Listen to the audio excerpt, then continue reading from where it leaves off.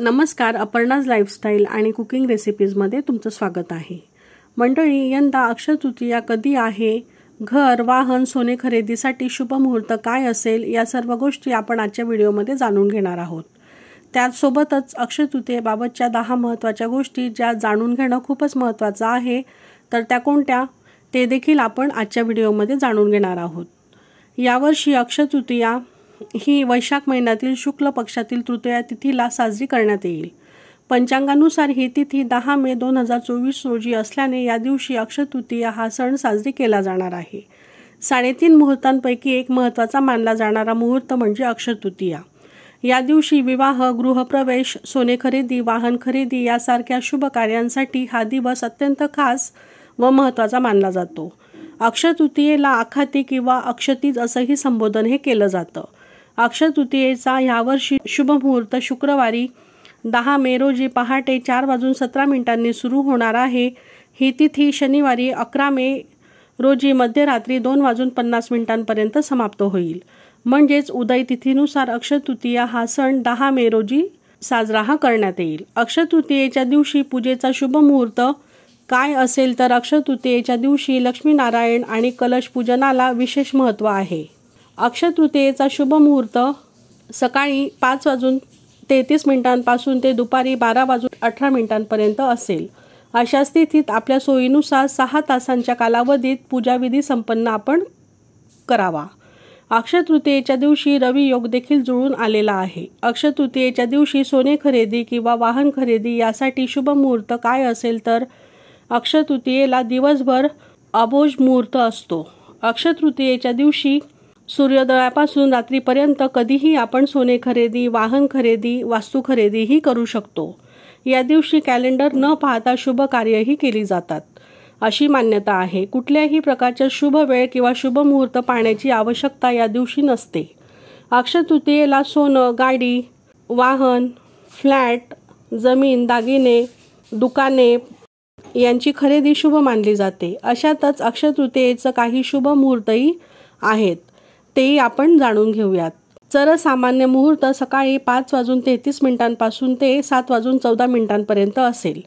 लाभ उन्नती मुहूर्त सकाळी 7:14 पासून ते 8:56 असेल। अमृत सर्वोत्तम मुहूर्त सकाळी 8:56 पासून ते 10:37 असेल। शुभ वेळ दुपारी 12:18 पासून ते 1:59 असेल। चरसामान्य मुहूर्त संध्याकाळी 5:21 पासून ते 7:02 असेल। वैशाख शुक्ल पक्षाच्या म्हणजेच तिसऱ्या दिवशी तृतीयेला अक्षय तृतीया हा सण साजरी केला जातो। या दिवसाचे महत्त्व म्हणजे धार्मिक ग्रंथांनुसार अक्षय तृतीयेला भगवान परशुराम श्रीहरी विष्णूंच्या अवताराचा जन्म झाल्याचा उल्लेखही आहे। यासोबतच महर्षी वेदव्यास यांनी महाभारत लिहिण्यास अक्षय तृतीयेलाच प्रारंभ हा केला होता अशीही मान्यता आहे। शिवाय महाभारताला 5व्या वेदांची संज्ञा दिली गेली असून यात भगवद्गीतेचाही समावेश आहे। म्हणून या दिवशी गीतेच्या 18व्या अध्यायाचे पठण करण्यात येते। शिवाय अक्षय तृतीयेच्या दिवशी माता अन्नपूर्णेचा देखील जन्मदिवस हा साजरा केला जातो। म्हणून अन्नपूर्णा देवीचा जन्मोत्सव मोठ्या थाटामाटात, त्याचप्रमाणे मोठ्या उत्साहात हा साजरा करण्यात येत असतो।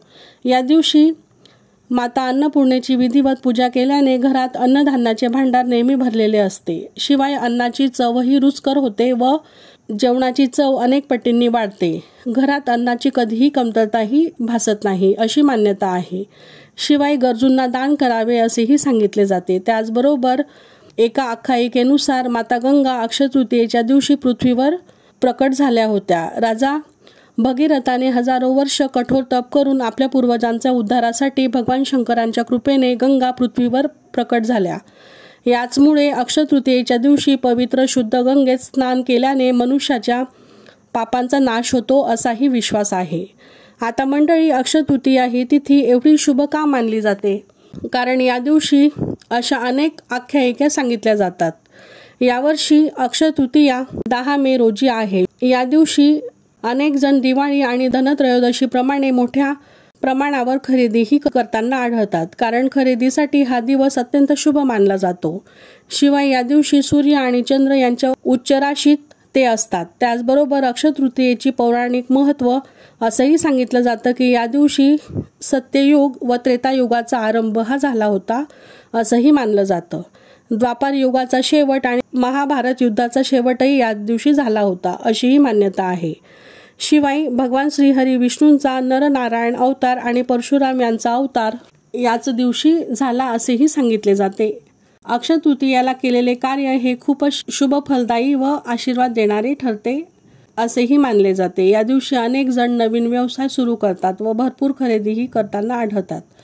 परंतु या दिवशी शुभ फळांसोबतच अशुभ फळही मिळू शकतात, म्हणून अक्षय तृतीयेला आपण कोणतेही कामं केली तर त्याचे शुभ फळ आपल्याला नक्कीच प्राप्त होईल। त्यामुळे या दिवशी कोणतंही वाईट किंवा चुकीचं काम हे करू नये, कारण त्याचे परिणाम नक्कीच आपल्याला अनुभवायला मिळत असतात। शिवाय या दिवशी खरेदीसोबतच दानालाही अनन्यसाधारण असं महत्त्व आहे, कारण हा दिवस सत्कर्म जमा करण्यासाठी सर्वोत्तम मानला जातो। म्हणून या दिवशी कर्म, सेवा, दान, पूजापाठ याद्वारे मानव धर्माचे पालन आपण करावे।